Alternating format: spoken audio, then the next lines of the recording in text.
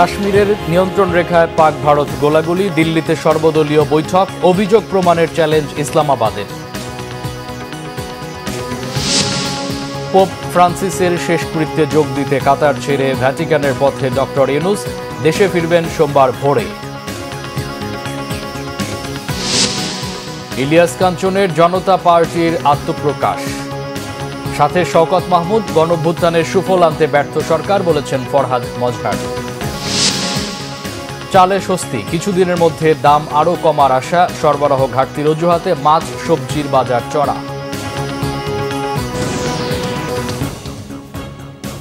দেখছিলেন গ্রাউন্ড 7 সংবাদ শিরোনাম। ভারত নিয়ন্ত্রিত কাশ্মীরের পেহেলগাঁওয়ে সন্ত্রাসী হামলার জবাবে সরকারের যে কোনো পদক্ষেপে বিরোধী দল সমর্থন দেবে বলে আশ্বস্ত করেছেন কংগ্রেস শীর্ষ নেতা রাহুল গান্ধী। এদিকে পাকিস্তানের জড়িত থাকার প্রমাণ অবিলম্বে উপস্থাপনের চ্যালেঞ্জ দিয়েছেন পাকিস্তানের পররাষ্ট্রমন্ত্রী ইসাক দার। পেহেলগাঁওয়ে অন্তত ২৬ পর্যটক হত্যার ঘটনায় পাকিস্তানের সাথে পাল্টাপাল্টি পদক্ষেপে উত্তেজনাকর পরিস্থিতিতে বৃহস্পতিবার সর্বদলীয় বৈঠক হয়েছে ভারতে। বৈঠকে গোয়েন্দা ব্যর্থতা স্বীকার করেছে প্রধানমন্ত্রী নরেন্দ্র মোদী নেতৃত্বাধীন কেন্দ্রীয় সরকার। পার্লামেন্ট ভবনে অনুষ্ঠিত ওই বৈঠকে ছিলেন না মোদী। লোকসভার বিরোধী দলীয় নেতা রাহুল বলেছেন, সরকার যাই পদক্ষেপ নেবে তাতে পূর্ণ সমর্থন থাকবে বিরোধী দলের। আসাদুদ্দিন ওয়াইসি বলেছেন, জাতীয় স্বার্থে রাজনৈতিক ভেদাভেদের সময় নয় এটি। এদিন যুক্তরাষ্ট্র, ইউরোপ, কাতার, জাপান, রাশিয়া ও চীনের রাষ্ট্রদূতদের মন্ত্রণালয়ে ডেকে সার্বিক পরিস্থিতি বর্ণনা করেছেন ভারতের পররাষ্ট্র সচিব বিক্রম মিশ্রি। এদিকে ভারতকে মিথ্যা দোষারোপের অস্বাস্থ্যকর খেলা বন্ধের আহ্বান জানিয়েছেন পাকিস্তানের পররাষ্ট্রমন্ত্রী ইসাক দার। চ্যালেঞ্জ দিয়ে বলেছেন, পাকিস্তান জড়িত থাকলে বিশ্ববাসীর সামনে প্রমাণ উপস্থাপন করুক দিল্লি। চরম কূটনৈতিক টানাপোড়েনের জেরে পাকিস্তানের আকাশসীমায় ঢোকার সুযোগ বন্ধ হওয়ায় শিডিউল বিপর্যয়ের মুখে পড়েছে ভারতের বিমান পরিবহন সংস্থাগুলো। যুক্তরাষ্ট্র, ইউরোপ মধ্যপ্রাচ্যগামী ফ্লাইটের সময়সূচি পরিবর্তনের আভাস দিয়ে বিমানবন্দরে যাওয়ার আগে খোঁজ নেওয়ার অনুরোধ জানিয়েছে। নোটিশ দিয়ে জানিয়েছেন এয়ার ইন্ডিয়া, ইন্ডিগো সহ অন্যান্য বিমান পরিবহন সংস্থা। ভারত ও পাকিস্তানের সেনাবাহিনীর মধ্যে গোলাগুলির ঘটনা ঘটেছে। বৃহস্পতিবার রাতে কাশ্মীরের নিয়ন্ত্রণ রেখায় দুই পক্ষের মধ্যে এই গুলি বিনিময় হয়। সামরিক সূত্রের বরাত দিয়ে ভারতের সংবাদ মাধ্যম এনডিটিভি এই তথ্য জানিয়েছে। ভারতীয় সেনাবাহিনীর দাবি, পাকিস্তান সেনাবাহিনী প্রথমে ভারতের কয়েকটি পোস্ট লক্ষ্য করে গুলি চালায়। জবাবে ভারতের সেনাবাহিনীও গুলি চালিয়েছে, এতে কোনো হতাহতের ঘটনা ঘটেনি। ভারত শাসিত জম্মু ও কাশ্মীরের পেহেলগাঁওয়ে এক হামলায় ২৬ পর্যটক নিহত হওয়ায় ২ দিন পর সীমান্তে গোলাগুলিতে জড়ালো পারমাণবিক শক্তিধর দুই প্রতিবেশী।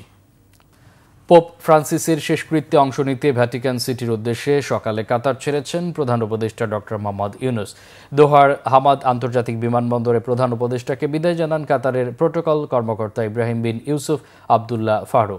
ইতালির স্থানীয় সময় দুপুর 2:15টার দিকে রোমে পৌঁছানোর কথা রয়েছে প্রধান উপদেষ্টার। সেখানে তাকে ইতালিতে নিযুক্ত বাংলাদেশের রাষ্ট্রদূত এবং ভ্যাটিকান সিটিতে নিযুক্ত বাংলাদেশের রাষ্ট্রদূত অভ্যর্থনা জানাবেন। পরে ইতালির সময় 3টার দিকে প্রধান উপদেষ্টা সেন্ট পিটার্স স্কোয়ারে গিয়ে পোপ ফ্রান্সিসের কফিনে শ্রদ্ধা নিবেদন করবেন। শনিবার সকালে পোপ ফ্রান্সিসের শেষকৃত্য অনুষ্ঠানে অংশ নিতে আবারও সেন্ট পিটার্স স্কোয়ারে যাবেন প্রধান উপদেষ্টা। রবিবার সকালে লিওনার্দো দা ভিঞ্চি রোম ফিজুমিচিনো বিমানবন্দর থেকে ডক্টর ইউনুস বাংলাদেশের উদ্দেশ্যে রওনা হবেন এবং সোমবার ভোর রাতে দেশে ফিরবে বলে আশা প্রকাশ করা হচ্ছে। দেশের রাজনীতিতে আত্মপ্রকাশ করল নতুন আরেকটি দল। অভিনেতা ইলিয়াস কাঞ্চনের নেতৃত্বে নতুন দলটির নাম জনতা পার্টি বাংলাদেশ। সকালে রাজধানীর ইন্টারকন্টিনেন্টাল হোটেলে দলটির আত্মপ্রকাশ ঘটে। নতুন এই রাজনৈতিক দলটির চেয়ারম্যান ইলিয়াস কাঞ্চন ও মহাসচিব হিসেবে শওকত মাহমুদের নাম ঘোষণা করা হয়েছে। অনুষ্ঠানে বক্তারা বলেন, বৈষম্য, ফ্যাসিবাদ, আধিপত্যবাদের বিরুদ্ধে গণতন্ত্রকে এগিয়ে নিতে কল্যাণ, ইনসাফ ও সার্বভৌম নিশ্চিত করতে কাজ করবে তার দলটি। তারা বলেন, সকল ধর্মীয় জঙ্গিবাদ ও উগ্রতাকে নিরুৎসাহিত করে সব মত পথের বিভাজন মুছে ফেলে জবাবদিহিমূলক রাজনৈতিক সংস্কৃতি নির্মাণকে লক্ষ্য হিসেবে প্রাধান্য দিয়েছে জনতা পার্টি। অনুষ্ঠানে ইলিয়াস কাঞ্চন অভিযোগ করেন, নিরাপদ সড়ক চাই বাস্তবায়নে দীর্ঘ ৩২ বছরে কোনো রাজনৈতিক দলের সহযোগিতা পাননি তিনি। সড়ক চায়ের সঙ্গে যুক্ত থেকে যেভাবে সততার সঙ্গে এদেশের মানুষের জন্য কাজ করেছি, ঠিক তেমনিভাবে আমি এই রাজনৈতিক দলের সঙ্গে যুক্ত হয়ে আমি আপনাদের জন্যে, এদেশের জন্যে সততার সঙ্গে আমি কাজ করতে চাই। অন্তর্বর্তী সরকার গণঅভ্যুত্থানের সুফল জনগণের কাছে পৌঁছে দিতে অনেক ক্ষেত্রেই ব্যর্থ হচ্ছে বলেছেন কবি চিন্তক ফরহাদ মজহার। রাজধানীতে বিশুদ্ধ পানি নিশ্চিতের দাবিতে আয়োজিত এক সমাবেশে যে সরকার বোতলে পানি বেচে সেই সরকার জনগণকেও বেচতে পারে বলে মন্তব্য করেন তিনি। বিস্তারিত নাবিল জাহাঙ্গীরের রিপোর্টে। দরিদ্র ও শ্রমজীবী মানুষের জন্য রাজধানীর মোড়ে মোড়ে বিনামূল্যে বিশুদ্ধ পানি সরবরাহের দাবিতে শুক্রবার জাতীয় প্রেসক্লাবের সামনে সমাবেশ করে ভাব বৈঠকি, জুলাই কমিউনিটি অ্যালায়েন্স মিরপুর ও গণঅভ্যুত্থান সুরক্ষা মঞ্চ নামের 3টি সংগঠন। অন্তর্বর্তী সরকারের কাছে বিনামূল্যে নিরাপদ পানি নিশ্চিতের দাবি তুলে ধরেন বক্তারা। মধ্যবিত্তের মতো গুছায় কথা বলতে পারে না, দাবি তুলতে পারে না, বা তাদের কথার কণ্ঠস্বর আমরা টেলিভিশনে শুনি না, আমরা পত্রিকায় শুনি না, তাদের পক্ষ হয়ে আমরা কথা বলতেছি। এই ঢাকা শহরে পানিগুলো খুব দূষিত, ড্রামের পানি 4 দোকানে নামে। আমরা এই জন্য আমার কাছে একটাই দাবি, আমরা সরকারের কাছ একটু ভালো পানি আমরা চাই। কুয়াশা থেকে যে পানিটা আসে, আমার যতদূর জানা মতে বুড়িগঙ্গা বা শীতলক্ষার পানিকেই করে, তাহলে সেইটা কিন্তু তারা বিশুদ্ধ বা নিরাপদ করার জন্য কতটুকু ভূমিকা রাখছে প্রশ্ন। এ সময় পানি কমিশন গঠনের দাবি করে ফরহাদ মজহার বলেন, পানি সমষ্টিগত সম্পদ, কোনো কোম্পানির হাতে এই সম্পদ সরকার তুলে দিতে পারে না। যে সরকার পানির উপর জীবের অধিকার, নাগরিকদের অধিকার রক্ষা করতে পারে এবং এরকম পানি বেচে এই সরকার যে কোনো সময় তার মানুষদের জনগণের আকাঙ্ক্ষা পূরণে অন্তর্বর্তী সরকার অনেক ক্ষেত্রে ব্যর্থ হয়েছে বলে এ সময় সমালোচনা করেন তিনি। গণঅভ্যুত্থানের পরে যে সরকার ক্ষমতায় এসেছে, গণঅভ্যুত্থানের তার যেই পূর্ণ ক্ষমতা সম্পন্ন একটি সরকার দরকার ছিল, সেটা আমরা পাইনি।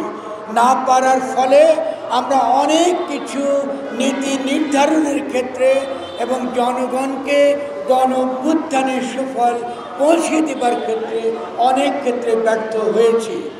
বিনামূল্যে সুপেয় পানি নিশ্চিত না হলে জনগণকে সাথে নিয়ে বিক্ষোভ মিছিলের হুঁশিয়ারি দেন বক্তারা।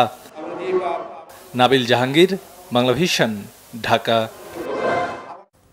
বর্তমান নির্বাচন কমিশনকে তাদের সদিচ্ছা এবং সক্ষমতা প্রমাণ দেওয়ার আহ্বান জানিয়েছেন জামাত ইসলামীর আমির ডক্টর শফিকুর রহমান। সকালে নগরের সার্কিট হাউস মাঠে ময়মনসিংহ জেলা ও মহানগর জামাতের কর্মী সম্মেলনে প্রধান অতিথির বক্তব্যে তিনি আহ্বান জানান। এই সময় তিনি আরও বলেন, নির্বাচন নিয়ে যদি জনগণ সন্তুষ্ট হয় তাহলে এতে তাদের পূর্ণ সমর্থন থাকবে। এছাড়া তরুণদের উদ্দেশ্যে তিনি বলেন, তরুণরা হলো এদেশের ভবিষ্যৎ নেতা। যতদিন পর্যন্ত তরুণদের ন্যায্য দাবি পূরণ না হবে ততদিন এই লড়াই থেকে বিশ্রাম নেওয়া যাবে না বলেও জামাতের আমির মন্তব্য করেন। বর্তমান একটা নির্বাচন কমিশন হয়েছে, তারা বলেছেন ইতিহাসের সবচেয়ে ভালো নির্বাচন নাকি তারা উপহার দিবেন। আমরা তাদের একটু অ্যাসিড টেস্ট দেখতে চাই। স্থানীয় সরকার নির্বাচনটা দিন, আমরা দেখি আপনাদের সদিচ্ছা এবং সক্ষমতা কতটুকু, এটার প্রমাণ আপনারা পেশ করুন। যদি এতে জনগণ সন্তুষ্ট হয়, জনগণের পরবর্তী খেদমতের জন্য জনগণ আপনাদেরকে পূর্ণ সহযোগিতা দেবে। আর এখানে যদি কোনো কিছু ধরা পড়ে তাইলে জনগণ আপনাদেরকে হলুদ নয় লাল কার্ড দেখাই দেবে। স্বস্তি ফিরেছে চালের বাজারে। কেজিতে 8 থেকে 10 টাকা কমেছে মিনিকেটের দাম। বৈশাখে নতুন চাল বাজারে আসায় দাম আরও কমার সম্ভাবনা আছে বলে জানান বিক্রেতারা। পেঁয়াজের দাম বেড়েছে কেজি প্রতি 10 টাকা।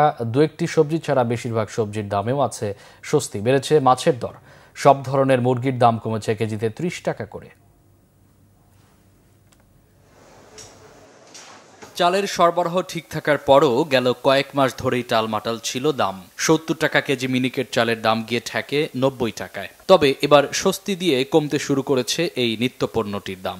88 থেকে 90 টাকা কেজি দরের মিনিকেট বিক্রি হচ্ছে 78 থেকে 80 টাকায়। দাম আরও কমার সম্ভাবনা আছে বলে জানালেন বিক্রেতারা।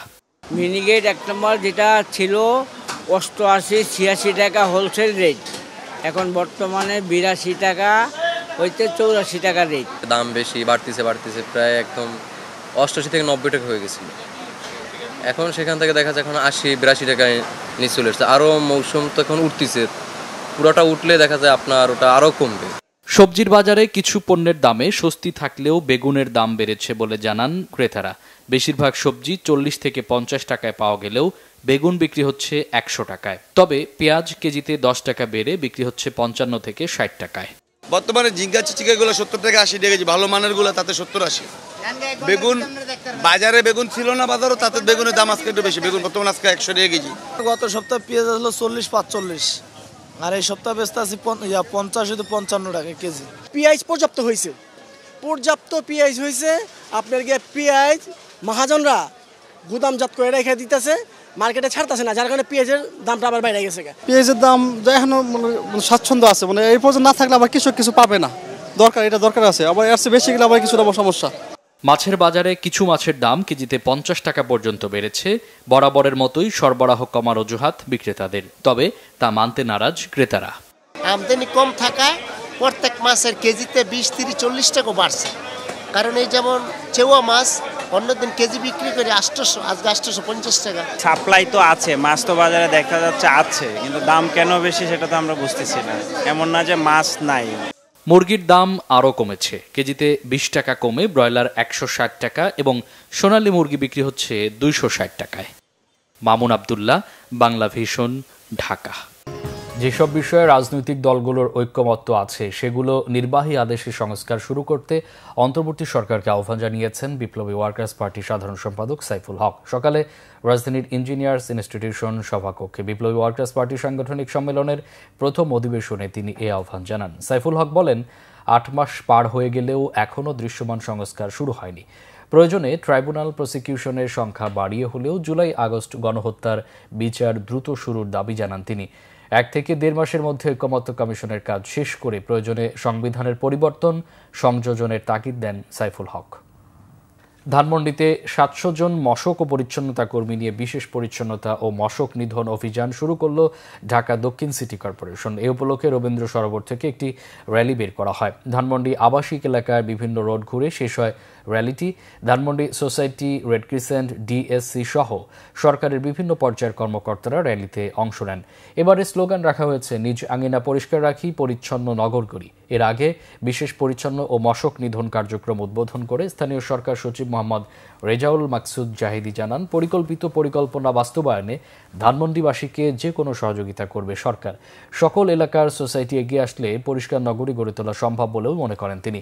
এ সময় ঢাকা দক্ষিণ সিটি কর্পোরেশনের প্রশাসক মোহাম্মদ শাহজাহান মিয়া জানান, 7টি জোনে ভাগ হয়ে পরিষ্কার ও পরিচ্ছন্নতা অভিযানে অংশ নিচ্ছেন দক্ষিণ সিটি কর্পোরেশনের কর্মীরা। এছাড়াও বর্ষাকালে নেওয়া হয়েছে বৃক্ষরোপণ কর্মসূচি। বিশ্ব ধরিত্রী দিবস উপলক্ষে পরিবেশ সংরক্ষণ ও পরিচ্ছন্নতা কর্মসূচি পালন করেছে ধানমন্ডি থানা যুবদল। জিগাতলা বাস স্ট্যান্ড সংলগ্ন ধানমন্ডি লেক পার্কে এই পরিচ্ছন্নতা কর্মসূচির উদ্বোধন করেন বিএনপির জাতীয় নির্বাহী কমিটির আন্তর্জাতিক বিষয়ক সম্পাদক ব্যারিস্টার নাসির উদ্দিন আহমেদ অসীম। যত্রতত্র ময়লা আবর্জনা না ফেলি, পরিচ্ছন্ন ধানমন্ডি গড়ে তুলি, এই স্লোগানকে ধারণ করে ক্লিন ও গ্রিন ধানমন্ডি গড়ার লক্ষ্যে পরিবেশ সংরক্ষণ ও পরিচ্ছন্ন কর্মসূচির আয়োজন করা হয়। এ সময় বিএনপির ভারপ্রাপ্ত চেয়ারম্যান তারেক রহমানের রাষ্ট্র কাঠামো মেরামতে 31 দফা মানুষের ঘরে ঘরে পৌঁছে দেওয়ার আহ্বান জানান ব্যারিস্টার নাসির উদ্দিন আহমেদ অসীম। তিনি বলেন, এখন অনেকে সংস্কারের কথা বললেও বিএনপি বহু আগেই সেই সংস্কারের রূপরেখা দিয়ে রেখেছে। ধানমন্ডিকে সবুজ ও পরিচ্ছন্ন রাখতে এলাকাবাসীর সহযোগিতা প্রত্যাশা করেন তিনি। নিজেরা সচেতন না হলে কারো একার পক্ষে পরিবেশ সংরক্ষণ ও সবুজায়ন নিশ্চিত করা সম্ভব নয় বলেও উল্লেখ করেন বক্তারা। ইউক্রেনের রাজধানীতে প্রাণঘাতী হামলার ঘটনায় এবার রাশিয়ার উপর বিরক্তি প্রকাশ করেছেন মার্কিন প্রেসিডেন্ট ডোনাল্ড ট্রাম্প। থামতে বলেছেন রাশিয়ার প্রেসিডেন্ট ভ্লাদিমির পুতিনকে। যুক্তরাষ্ট্র সফরে যাওয়া নরওয়ের প্রধানমন্ত্রীর সাথে হোয়াইট হাউসে বৈঠককালে সাংবাদিকদের প্রশ্নের জবাবে ইউক্রেনের রাজধানী কিয়েভে হামলা নিয়ে প্রতিক্রিয়া দেন প্রেসিডেন্ট ট্রাম্প। বলেন, হামলার ঘটনায় মোটেই খুশি নন তিনি। ট্রাম্প দাবি করেছেন, যুদ্ধ থামিয়ে শান্তি ফেরানোর প্রক্রিয়ায় উল্লেখযোগ্য অগ্রগতি হয়েছে। মধ্যস্থতা প্রক্রিয়া চলমান থাকায় আগামী কয়েকটা দিন খুবই গুরুত্বপূর্ণ। তাই রাশিয়ার উপর যুক্তরাষ্ট্রের তরফ থেকে অনেক চাপ দেওয়া হচ্ছে বলেও জানিয়েছেন মার্কিন প্রেসিডেন্ট। বুধবার কিয়েভ লক্ষ্য করে রাশিয়ার 200-র বেশি ক্ষেপণাস্ত্র ও ড্রোন হামলায় অন্তত 12 জন নিহত ও 90 জনের বেশি মানুষ আহত হয়েছে। পরের দিনও একই কায়দা হামলা চালিয়ে হত্যা করা হয়েছে অন্তত 7 জনকে, আহত হয়েছেন 60 জনের বেশি। সংবাদ শেষ করব গ্রাউন্ড 7 শিরোনামগুলো আরেকবার জানিয়ে। কাশ্মীরের নিয়ন্ত্রণ রেখা পাক ভারত গোলাগুলি, দিল্লিতে সর্বদলীয় বৈঠক, অভিযোগ প্রমাণের চ্যালেঞ্জ ইসলামাবাদে। পোপ ফ্রান্সিসের শেষকৃত্যে যোগ দিতে কাতার ছেড়ে ভ্যাটিকানের পথে ডক্টর ইউনুস, দেশে ফিরবেন সোমবার ভোরে। ইলিয়াস কাঞ্চনের জনতা পার্টির আত্মপ্রকাশ, সাথে শওকত মাহমুদ। গণঅভ্যুত্থানের সুফল আনতে ব্যর্থ সরকার, বলেছেন ফরহাদ মজহার। চালে স্বস্তি, কিছুদিনের মধ্যে দাম আরও কমার আশা। সরবরাহ ঘাটতির অজুহাতে মাছ সবজির বাজার চড়া। এই ছিল এখনকার মতো। পরে সংবাদ বিকেল 4টায়। এর আগে 3টা নিউজ টপ 10 দেখার আমন্ত্রণ রইল। এছাড়া বাংলা ভিশন সংবাদ ও সংবাদ সংশ্লিষ্ট অনুষ্ঠান দেখতে ভিজিট করুন www.bvnews24.com ও facebook.com/banglavisionnews এবং সাবস্ক্রাইব করুন youtube.com/banglavisionnews। এতক্ষণ সাথে থাকায় অসংখ্য ধন্যবাদ।